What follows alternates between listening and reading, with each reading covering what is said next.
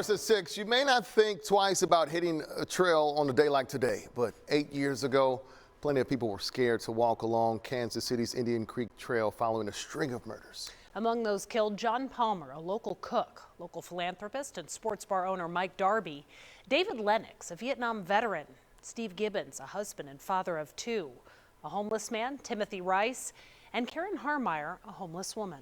Police arrested the man they thought was responsible, but here we are all these years later, and that man still hasn't gone to trial. It's a story I've been covering for some time now, Kevin, and I wanted to know, how could a case like this be delayed so long? What I learned is some of this is tied to delays in the state's mental health system, but that answer does little to ease the minds of victims' family members enduring the agonizing wait for justice. He was a bike rider, so he's got 2 bikes out there. They got his 2 dogs right there.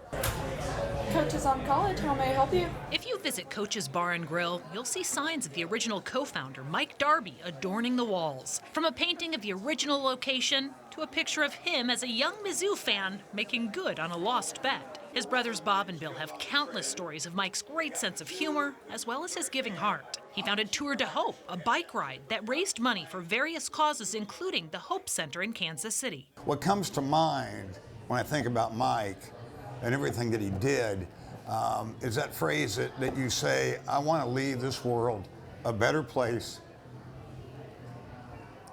than when I entered it.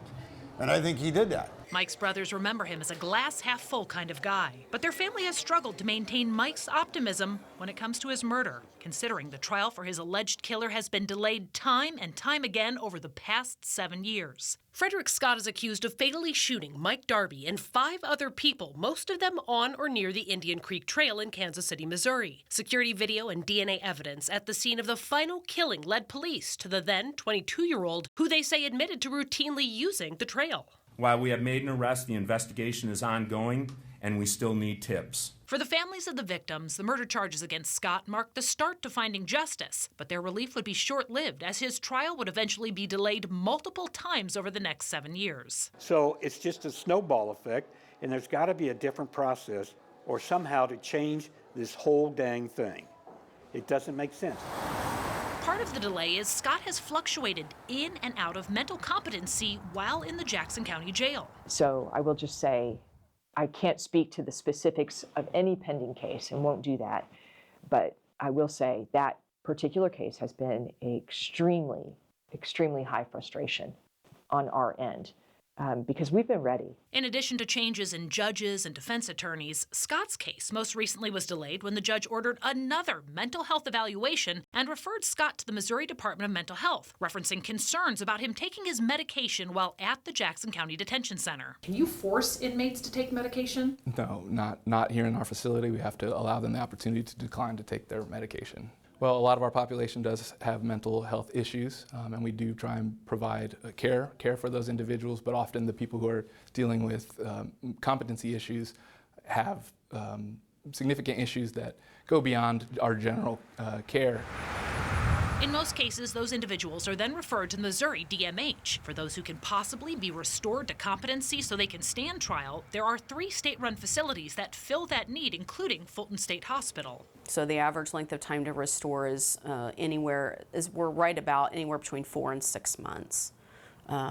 So we can get folks turned around once we get them in. But that's the issue in Scott's case and many others. Missouri's DMH says they don't have any available beds. As of January 9th, the DMH said there were 418 individuals in Missouri jails awaiting admission to Division of Behavioral Health hospitals under court orders for competency restoration with an average wait time of 14 months. And that's after DMH has a chance to do a mental health evaluation, something else that's facing a major backlog. So we presently have 278 people that we are in the process of doing an evaluation on.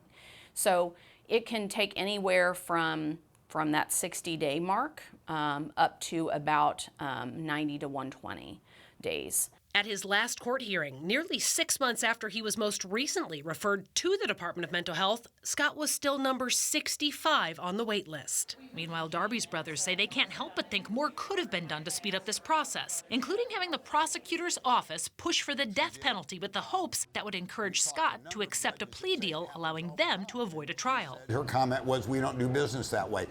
alluding to the fact it wasn't ethical or honest.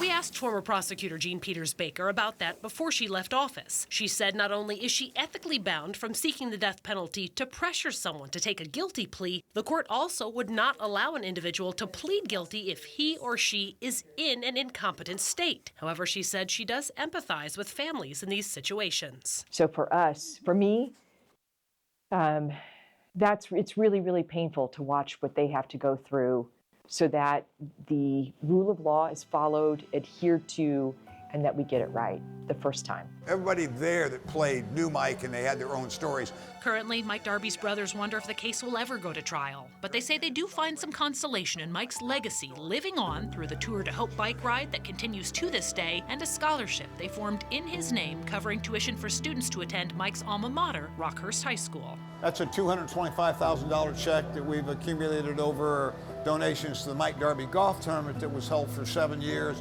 Meanwhile, his family attends every hearing, all in the hopes of keeping his memory and this case alive. Well, we have to, because